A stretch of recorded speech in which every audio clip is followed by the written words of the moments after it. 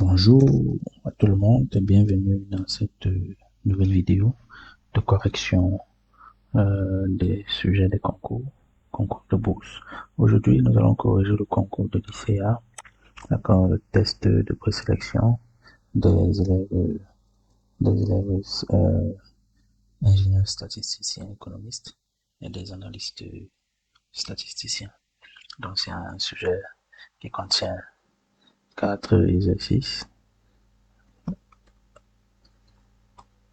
4 exercices. Le premier exercice, c'est un exercice de probabilité. D'accord, ça c'est la proba. Deuxième exercice, dans le premier c'est la proba. Le deuxième exercice, ce sont les intégrales. Le troisième exercice, ce sont les suites. Le quatrième exercice, ce sont les fonctions.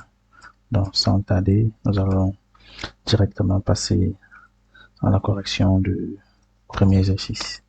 Donc, on va le faire directement ici à droite, à notre droite, de ce côté. Comme ça, on a l'énoncé directement à côté de nous. Donc, correction détaillée. On commence par l'exercice 1.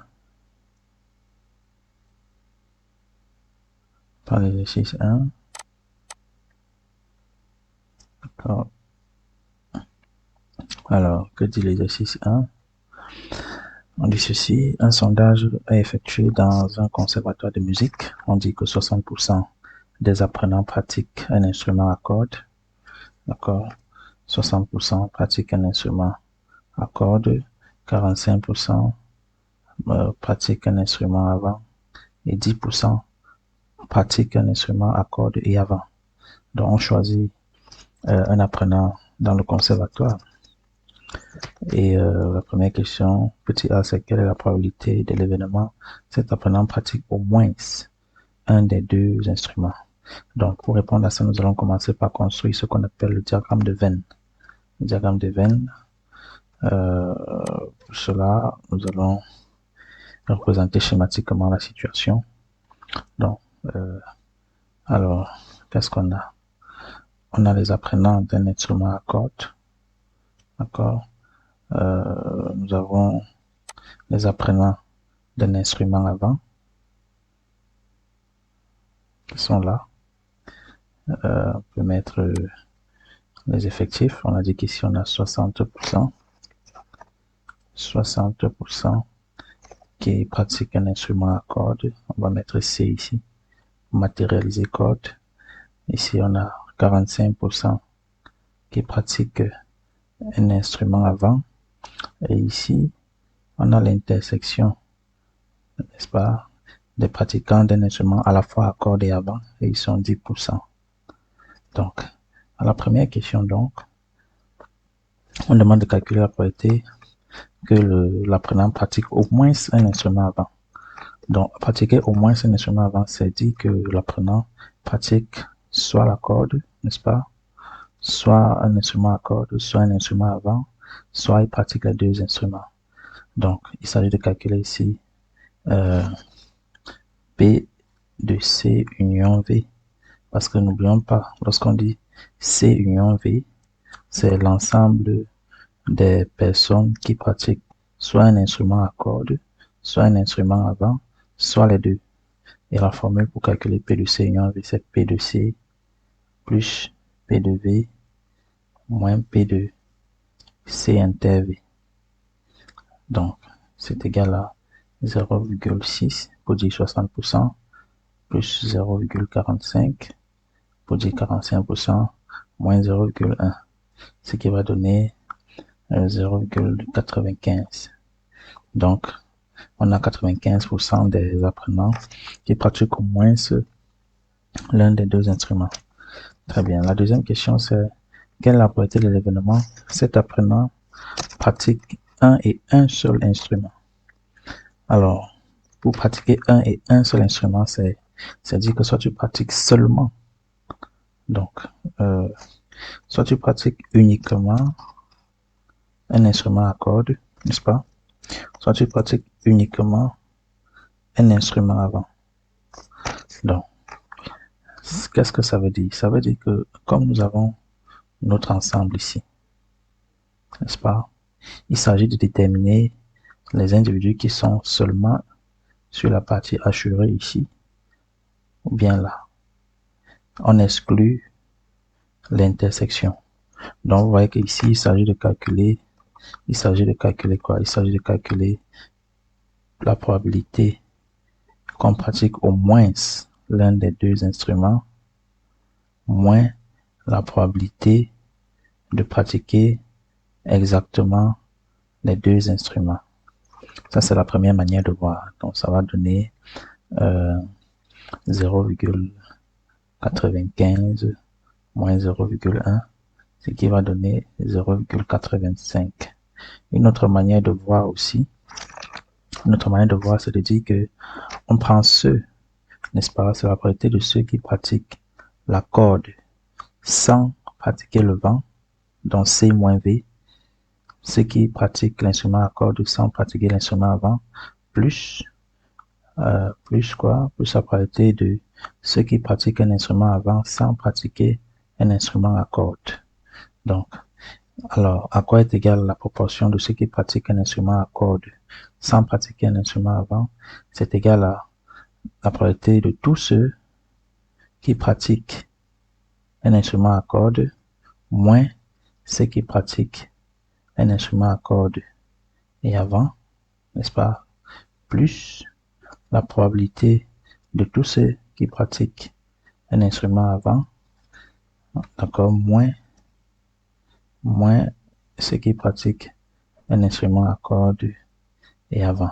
Vous voyez que ça va donner le même résultat, c'est-à-dire 50% plus 35%. C'est égal à 85%. Ça donne le même résultat. Donc voilà pour la question B. Alors la deuxième question de ceci, on choisit au hasard un apprenant pratiquant un instrument à corde. Quelle est la probabilité que cet apprenant pratique un instrument avant? Donc ici, il s'agit d'une probabilité conditionnelle. C'est-à-dire quoi? Au départ, on sait que l'individu pratique un instrument à corde. Et on veut donc calculer la probabilité que cet individu pratique un instrument à vent, sachant qu'il pratique déjà un instrument à corde. D'accord? Donc, la probabilité est égale à quoi? C'est égal à P de V inter C, le tout divisé par P de C. D'accord? C'est les probabilités conditionnelles. Parce que pour rappel, on sait que pour calculer la probabilité de A sachant B, c'est égal à quoi? C'est égal à la probabilité de A inter B sur la probabilité de B. D'accord. Donc, qu'est-ce que ça va donner? Ça va donner 10 divisé par 60, qui donne 1 sixième. Donc, ça, c'est la deuxième question. La troisième question, c'est ceci. On dit, soit n un entier supérieur ou égal à 2, on choisit au hasard n apprenants. On suppose que le nombre d'apprenants est suffisamment grand pour que la probabilité de rencontrer un instrument de type donné soit constante au cours du sondage. Petit a, quelle est la probabilité P indice n qu'au moins un apprenant choisi au hasard pratique un instrument C? Alors, quelle est la probabilité Pn pour que au moins un apprenant choisi au hasard pratique un instrument C? Donc, pour répondre à cette question, c'est la question 3A. Ici, il faut savoir que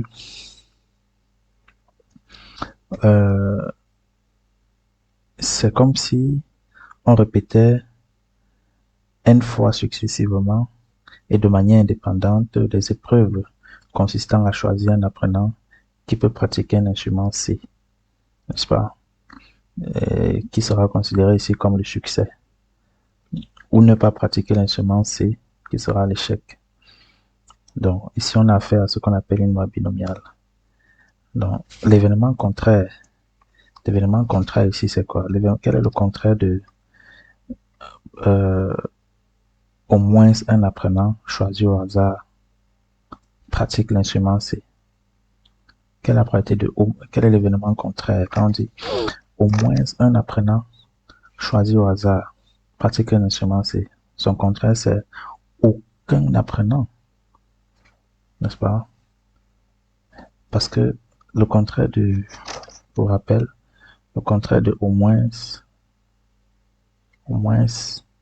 un, c'est au plus, bon, au moins n de manière générale, son contraire, c'est au plus n-1. Au plus n-1.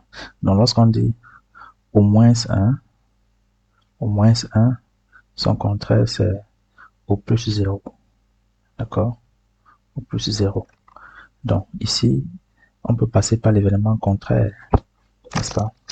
On peut passer par l'événement contraire. Pour cela, on aura donc le contraire de cet événement, c'est quoi? C'est au plus 0 apprenant, c'est-à-dire aucun apprenant choisi au hasard pratique un instrument à cordes. Et comme le choix des apprenants se fait de manière indépendante et de manière indépendante et de la même manière et aussi de manière successive, vous voyez donc que la probabilité de l'événement contraire ici, c'est quoi? C'est la probabilité d'avoir n apprenants qui ne pratiquent pas l'instrument C, n'est-ce pas? Le contraire, c'est avoir n apprenants qui ne pratiquent pas l'instrument C. Et quelle est la probabilité de ne pas pratiquer l'instrument C? C'est 1 moins 0,6, c'est-à-dire 0,4.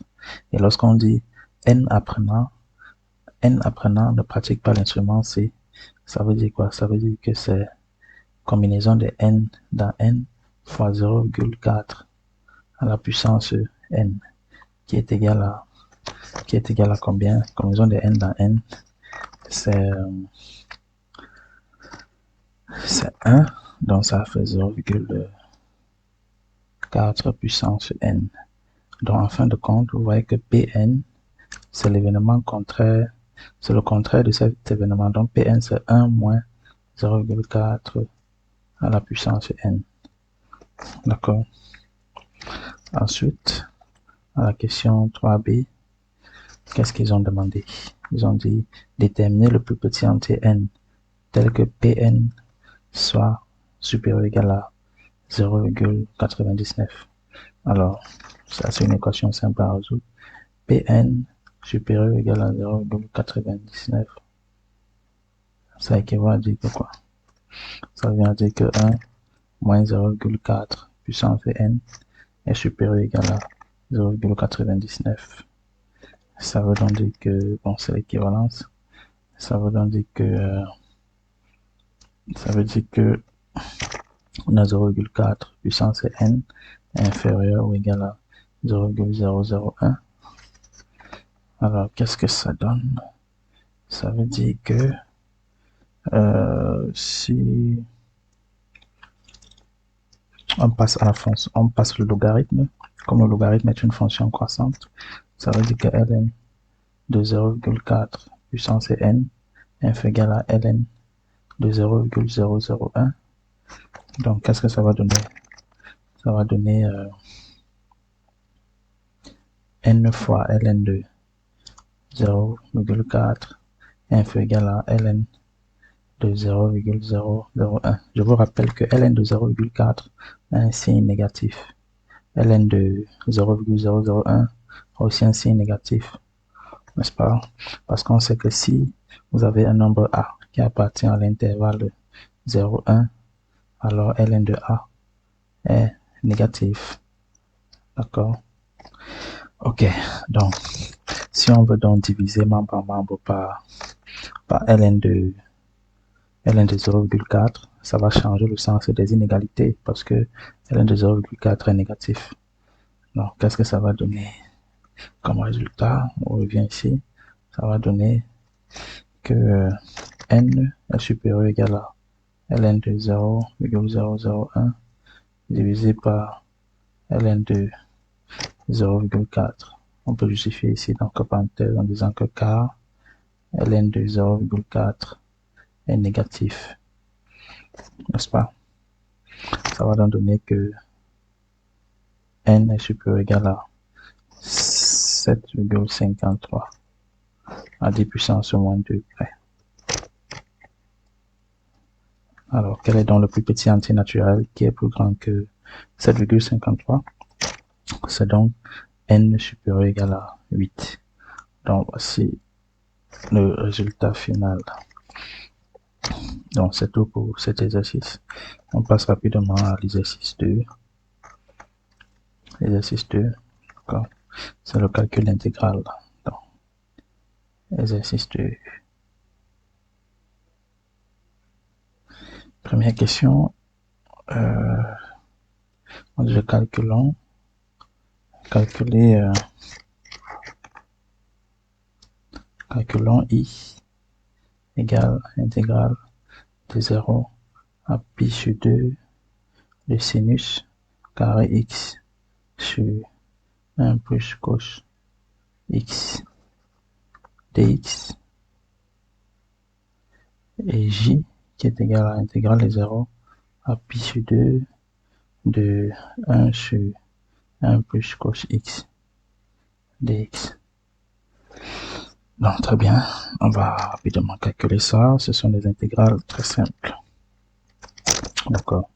Bon, pour ce faire, on va faire un petit rappel. On sait que le premier rappel, c'est cos carré de x plus sinus carré de x égale à 1. D'accord. Donc, ça veut dire quoi? Ça veut donc dire que si on tire par exemple sinus carré de x, c'est égal à 1 moins cos carré de x. Et ici, on peut encore factoriser ça. C'est égal à 1 au carré moins cos carré de x. Donc, ça c'est la formule pour factoriser. C'est égal à 1 moins cos x, facteur de 1 plus cos x. On comprenait pourquoi. Car si on veut factoriser a carré moins b carré, c'est égal à a moins b, facteur de a plus b. Donc, on va donc reporter cette expression-ci, n'est-ce pas, dans l'intégrale i. Dans l'intégrale i. Donc, à quoi est donc égale l'intégrale i? L'intégrale i est égale à intégrale de 0 à pi sur 2 de 1 moins cos x, facteur de 1 plus cosinus x, le tout divisé par 1 plus cosinus x dx. On voit que là, il y a des choses qui vont se simplifier. Il y a cette partie-ci qui va se simplifier avec cette partie-là. D'accord? Donc, ça va donner intégrale de 0 à pi sur 2 de 1 moins cosinus x dx. Donc, ça va donner la primitive de 1, c'est x. La primitive de cosinus x, c'est sinus x. 0 pi sur 2. Donc, c'est égal à, quand on remplace par pi sur 2, ça fait pi sur 2 moins 1. Donc, voilà, i est égal à pi sur 2 moins 1. D'accord? On peut rapporter ça ici. I égale à pi sur 2 moins 1. On met ça en évidence. Maintenant, pour le calcul de j, qu'est-ce qu'on va faire? Le calcul de j est un peu technique. Ici, pour le calcul de j, on va faire plutôt ce rappel qui dit que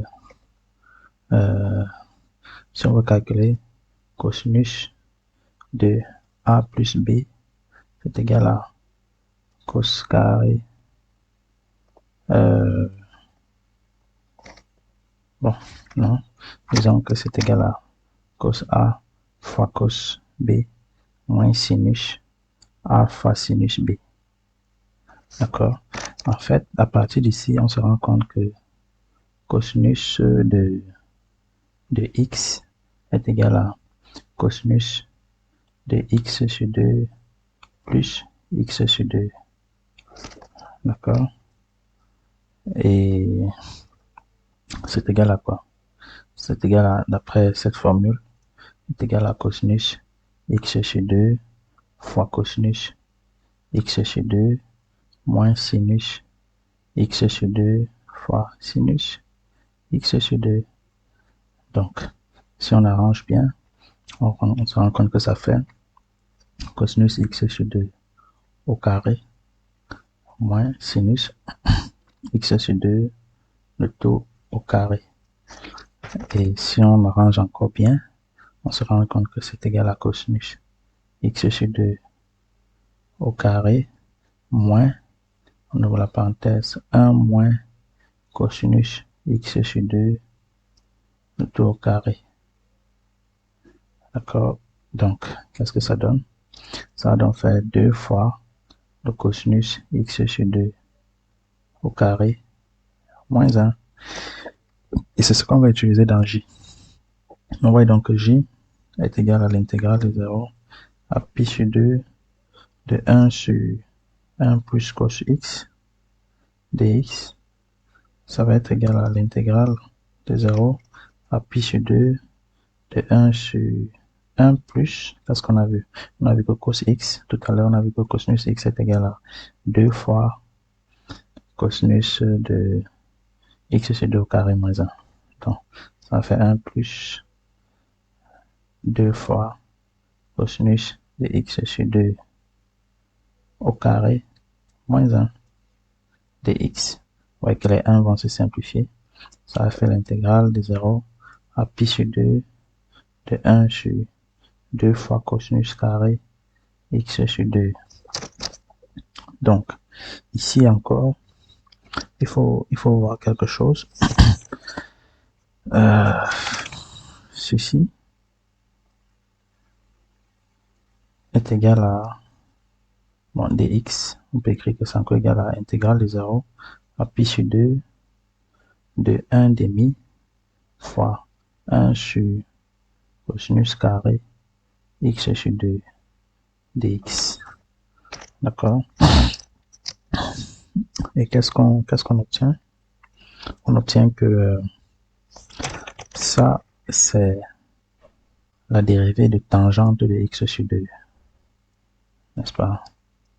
En fait, tangente de x sur 2. Si vous dérivez tangente de x sur 2, vous trouvez ça dans la primitive de cette expression, c'est tangente de x sur 2, x variant de 0 à pi sur 2. D'accord? C'est égal à combien? C'est égal à 1. Donc, on peut mettre que J, I d'abord est égal à I est égal à pi sur 2 moins 1 et J est égal à 1. Donc, voilà les résultats. Très bien. Maintenant, revenons à la troisième question de l'exercice 2. Dans la deuxième question, on déduit la valeur de K. Alors, qu'est-ce qu'on constate? Deuxième question, on dit que K, c'est l'intégrale de 0 à pi sur 2 de cos carré de x sur 1 plus cosinus x dx. Donc, qu'est-ce que vous remarquez? D'après la formule de tout à l'heure, c'est égal à intégrale de 0 à pi sur 2 de 1 moins sinus carré x, le tout divisé par 1 plus cos x dx, c'est égal à combien? C'est égal à combien? Comme l'intégrale est linéaire, ça va faire l'intégrale de 0 à pi sur 2 de 1 sur 1 plus cosinus x dx moins l'intégrale de 0 à pi sur 2 de sinus carré x sur 1 plus cosinus x dx. Vous voyez que ça fait quoi? Ça fait j moins i. N'est-ce pas? On trouve que k égale à j moins i égale à 1 moins pi sur 2 moins 1. C'est égal à 2 moins pi sur 2. Donc voilà le résultat. Expression de K. Ok. Ok. On passe à la troisième question. Troisième question.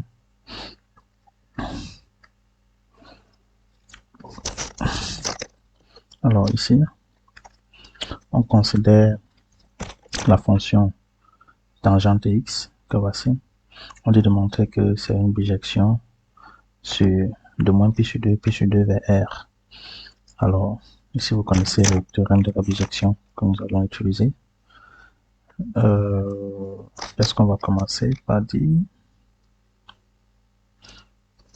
Alors, regardez la fonction f de x.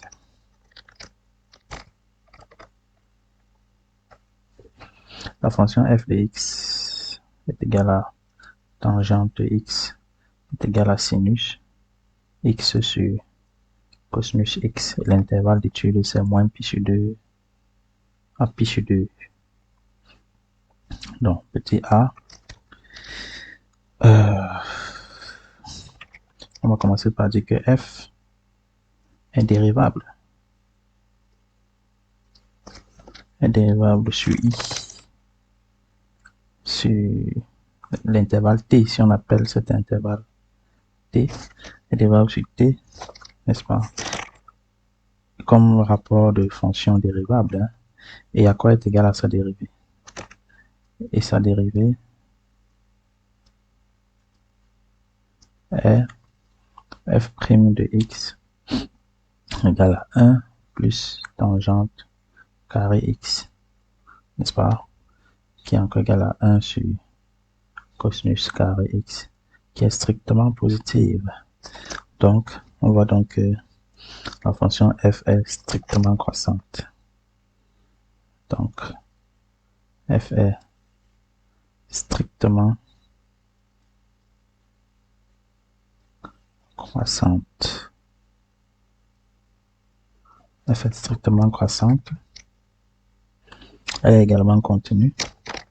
Et par conséquent, elle réalise disons c'est continu. Et donc, réalise une bijection de t vers f de t. F de t qui est égal à quoi? Qui est égal à la limite de f de x quand x tend vers moins pi sur 2 par valeur supérieure à la limite de f de x quand x tend vers pi sur 2 par valeur inférieure. Et on sait bien que cette limite-là n'est rien d'autre que moins l'infini à plus l'infini, c'est-à-dire l'ensemble R. D'accord, c'est tout pour la question A. Dans la question B, que de la question B. Montrer que f-1 est dérivable et calculer f-1' de x. Alors ici, pour que f-1 soit dérivable, la condition sine qua non, c'est pour montrer que f-1 est dérivable, on va dire ceci, f-1 est dérivable si et seulement si f' de x est différent de 0 sur t. Je vous explique pourquoi. Regardez ce qui se passe. Pour cela, on va faire deux rappels. Le rappel, la dérivée de la composée de deux fonctions, f rangé prime de x. À quoi est égal à f rangé prime de x? C'est égal à g prime de x fois f prime de g de x. D'accord? Et on sait aussi que f rond f moins 1 de x est égal à x. Donc, si on applique la formule à dérivée de composée de fonctions à cette expression-ci, qu'est-ce qu'on obtient? On obtient que f rond f moins 1 de tout prime de x est égal à la dérivée de x. n'est-ce pas? On applique la dérivée membre à membre ici. Qu'est-ce que ça donne? Bon, ça, c'est les explications. Ça donne f moins 1 prime de x fois f prime de f moins 1 de x égale à 1. Donc, qu'est-ce que ça va donner? Ça va donner que f moins 1 de tout prime de x est égal à 1 sur f prime de f moins 1 de x. Donc, vous voyez que pour que cette expression-ci puisse exister, il faut que le dénominateur soit différent de 0. Et pour que le dénominateur soit différent de 0, il suffit que la dérivée ne s'annule pas. D'accord? Donc, c'est ce qu'il fallait savoir pour répondre à cette question. Donc, f moins 1 est dérivable si et seulement si f' est différent de 0. Or, f' de x est égal à quoi? C'est égal à 1 sur cos carré x qui est différent de 0 pour tout x appartenant à t, n'est-ce pas? Donc, f moins 1 est dérivable. D'accord. Et comment est-ce qu'on calcule la dérivée? Pour calculer la dérivée, on va utiliser la formule tout à l'heure. F moins 1 de tout prime de x est égal à 1 sur f prime de f moins 1 de x. Or, regardez ce qui se passe. Or, f prime de x est égal à quoi? C'est égal à 1 plus tangente carré x qui est égal à 1 plus f de x, le tout au carré. N'est-ce pas? Donc, vous voyez donc que, qu'est-ce que vous constatez? Vous constaterez donc que f moins 1, le tout prime de x est égal à 1 sur 1 plus, j'ouvre le crochet, f de f moins 1 de x, le tout au carré. Parce qu'on a montré que f' est égal à 1 plus f au carré. D'accord? Donc, c'est égal à 1 sur 1 plus f moins 1, c'est l'identité. Donc, 1 plus x au carré. Donc, voilà le résultat. On trouve donc f moins 1, le tout prime de x est égal à 1 sur 1 plus x au carré. Donc, on va cadrer ça. Okay. Ensuite, la question suivante, c'est calculer l'intégrale A et un déduit B. Donc, question C. Question C. Calculons A qui est égal à l'intégrale de 0 à 1 de quoi? De 1 sur 1 plus x carré. On va noter ça ici. 1 sur 1 plus x au carré. Donc, je vais bien écrire. X carré dx et b qui est égal à l'intégrale de 0 à 1 de x carré sur 1 plus x carré dx. Alors, si on va calculer A égale à la primitive de 1 sur 1 plus x carré, c'est quoi? C'est f moins 1. Puisque la dérivée de f moins 1, c'est 1 sur 1 plus x carré, donc ça fait f moins 1 de x 0, 1. Ça fait f moins 1 de 1 moins f moins 1 de 0. Ça va faire f moins 1 de 1, c'est pi sur 4. F moins 1 de 0, c'est 0. D'accord, et pour déduire b, regardez, b est égal à l'intégrale de 0 à 1 de x carré plus 1 moins 1, tout sur 1 plus x carré dx. Donc, vous voyez qu'ici, on a tout simplement ajouter et retrancher 1. Donc, ça va être égal à l'intégrale de 0 à 1 de 1 moins 1 sur 1 plus x au carré dx qui est égal à... on va écrire ça comme ça, l'intégrale de 0 à 1 de 1 dx moins a. Donc, ça va donner 1 moins pi sur 4. Donc, on trouve donc que a égale à pi sur 4 et b égale à 1 moins pi sur 4. Voilà, c'est tout pour cet exercice. Très bien, maintenant on peut passer à l'exercice 3. D'accord. On peut passer à l'exercice 3. Ce sont des suites avec des fonctions. Donc, on va commencer par la première question. Il y a des questions qu'on va répondre directement ici. Bon, exercice 3. On va noter.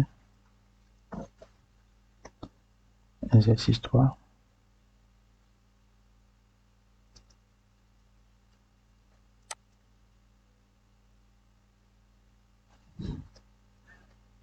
Très bien, on va aller rapidement. Donc, la première question dit, soit f la fonction définie sur l'intervalle i par f de x égale à ceci. D'accord. La question posée, c'est démontrer que f est décroissante sur i. Donc là, il va falloir calculer la dérivée, mais avant, il va falloir justifier que la fonction est dérivable. Alors, ce qu'on peut dire à ce niveau, c'est que la fonction f est dérivable comme différence de fonction dérivable sur i, parce que ce sont des fractions rationnelles. On sait que les fractions rationnelles sont dérivables sur leur domaine de définition. Donc f est dérivable comme différence de fractions rationnelles. Et à quoi est égal à sa dérivée? Si vous calculez la dérivée de f, vous allez voir que f' de x est égal à moins 1 sur x carré plus 1 sur 1 plus x au carré, d'accord, ce qui est égal à, si vous arrangez bien, moins 2x moins 1 sur x carré facteur de 1 plus x au carré. Vous voyez que sur l'intervalle i, toute cette quantité est négative. C'est la raison pour laquelle la fonction est décroissante. Et si vous calculez la limite en plus l'infini, comme c'est une fraction rationnelle, ça va faire la limite des rapports des monomes de plus haut degré ici. Donc, cette limite-ci n'est rien d'autre que 0. D'accord? Pour ne pas perdre de temps, traitons-le rapidement comme ça. Très bien. Maintenant, à la deuxième question, ici, soit la suite un des termes généraux, un égale à ceci. Quel est le sens de variation de la suite? Bon, ça c'est relativement simple ici. Il faut noter que un est égal à f de n. D'accord? Et comme f est une fonction décroissante, on sait que f de n sera plus petite. Donc, qu'est-ce que je dis? Comme c'est une fonction décroissante, f de n sera plus grand que f de n plus 1, qui est tout simplement un plus 1. D'accord? Ceci montre que un est plus grand que un plus 1. Et par conséquent, la suite un est décroissante. Parce que la fonction f est décroissante. Et la limite, quelle est la limite de un? Bon, la limite de un est très simple. Ça va donner 0. Parce que c'est la limite de f de n. Donc on peut écrire ça comme ça. Limite de un quand n tend vers plus l'infini égale la limite de f de n quand n tend vers plus l'infini qui est égal à 0. D'accord? La limite de un c'est 0. Ensuite, la question suivante c'est de démontrer que cette suite est bornée. Bon, nous voyons déjà que par définition, UN est minoré. Pourquoi? Parce que regardez, UN, on peut l'écrire comme ceci. C'est encore égal à 1 sur n facteur de n plus 1, qui est une quantité strictement positive. Donc, elle est minorée par 0. N'est-ce pas? Elle est minorée par 0. Maintenant, comment on démontre que UN est majoré? Tout simplement à cause de le sens de variation de UN. Nous voyons que UN est une suite décroissante. Ça veut dire que si n est plus grand que 1, ou égal à 1, ça veut dire que UN est plus petit que U1. N'est-ce pas? UN est plus petit ou égal à U1. U1 qui est égal à combien? 1 demi. Donc, la suite UN est majorée par 1 demi. Donc, c'est ce qu'il fallait dire à ce niveau. Donc, vous avez la suite qui est minorée par 0 et majorée par 1 demi. C'est un exercice vraiment très simple. Pas très compliqué.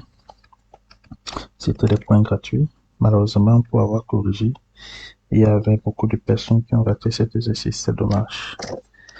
Très bien. La question 3.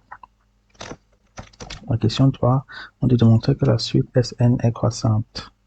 Bon, il faut noter ici que pour démontrer cette question, vous devez calculer Sn plus 1. Sn plus 1, regardez, Sn plus 1, c'est égal à quoi? Égal à U1 plus U2 plus point, point, point, plus UN plus UN plus 1.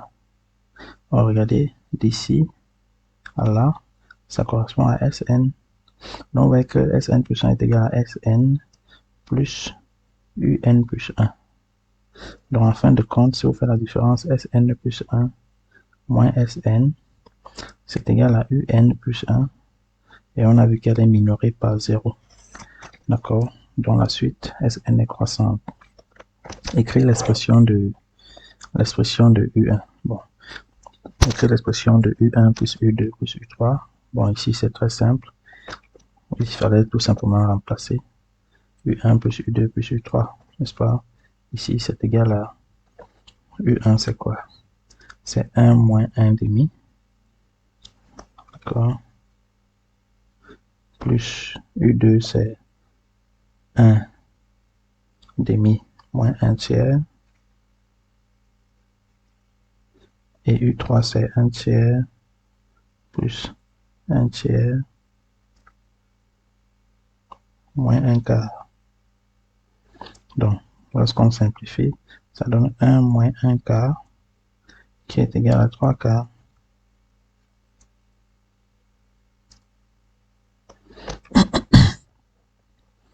Ensuite, la question C, on dit de démontrer que Sn égale à ça. Bon, c'est ça qu'on va donc faire rapidement.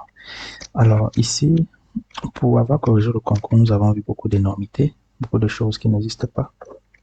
D'accord? On a la question 3C. On va démontrer que Sn égale à n sur n plus 1. Alors nous avons vu les termes qui ne sont pas très scientifiques pendant la correction du concours, les termes comme télescopage, télescopique.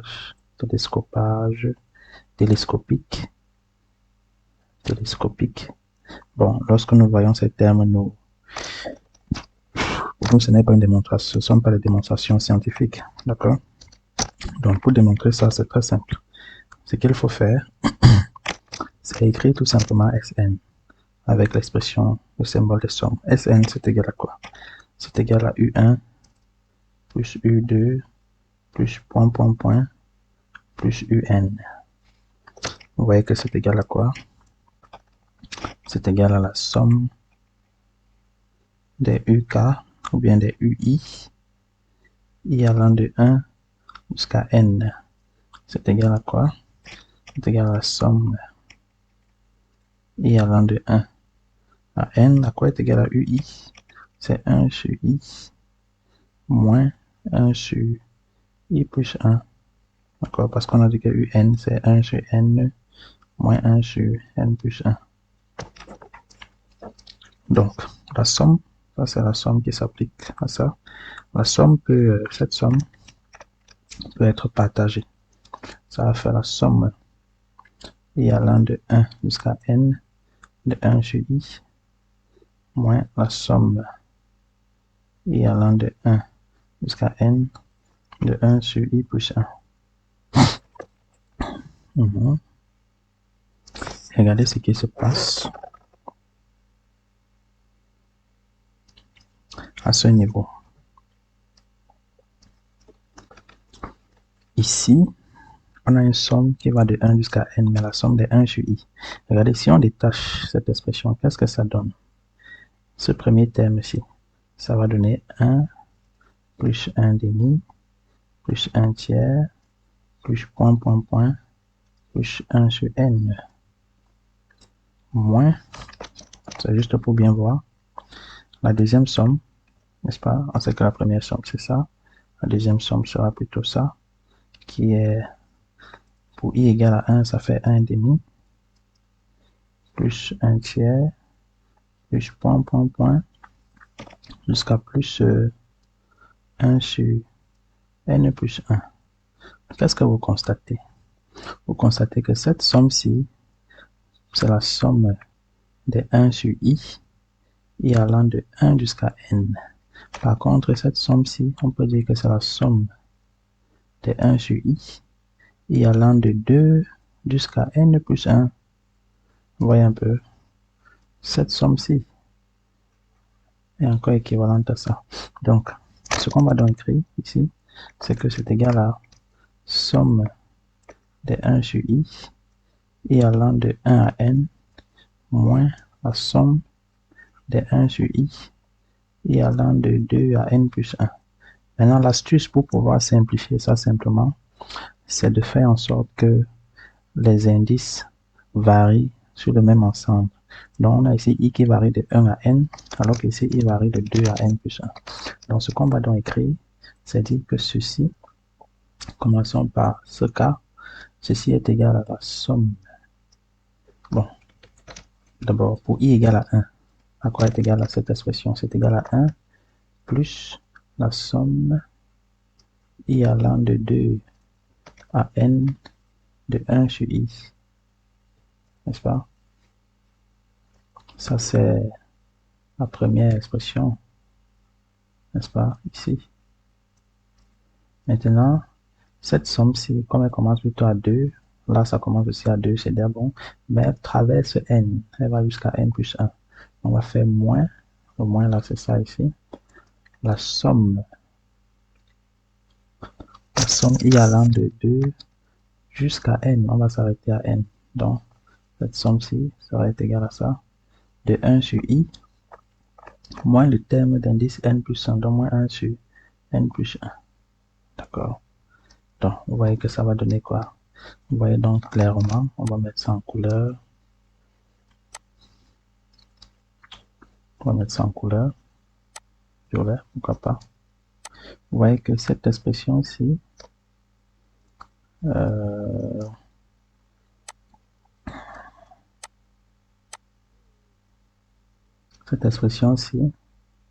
va se supprimer, va se simplifier avec celle-là. On voit qu'il va rester quoi? Il va rester 1 moins 1 sur n plus 1 qui va donner n plus 1 moins 1 tout divisé par n plus 1 qui est égal à n, pardon,